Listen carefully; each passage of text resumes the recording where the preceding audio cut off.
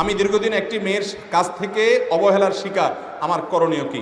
বর্তমানে আমি বেঁচে থাকতে খুব কষ্ট হচ্ছে। যে ভাই এই প্রশ্ন করেছেন, সিরিয়াসলি আমি তাকে উত্তর দিচ্ছি, শুনেন। এরকম প্রশ্ন অনেক যুবকদের এবং অনেক মেয়েদের, যে আমি যাকে ভালোবাসি, মানে অবৈধ প্রেম, অবৈধ সম্পর্ক আছে, সে আমাকে অবহেলা করছে, আমি কষ্ট পাচ্ছি, আমার জীবন শেষ হয়ে যাবে। অনেক বেকুব আছে, নির্বোধ আছে, তার যার সাথে অবৈধ সম্পর্ক আছে সে তাকে ইগনোর করছে, আরেকজনের হাত ধরছে, এই জন্য দুঃখের জন্য সে বলে আর বিয়ে করবো না, সে গলায় ফাঁস দেবে। আমি বলি আপনার উচিত একসঙ্গে দুইটা বিয়ে করা। কারণ আপনি যাকে মনে করছেন সে আপনার ভালোবাসার মানুষ, সেই লোকটা যখন আপনাকে ছাড়া আরেকজনের হাত ধরতে পারছে, আপনিও ব্যাটাগিরি দেখানো উচিত। বুঝেন নাই কথা?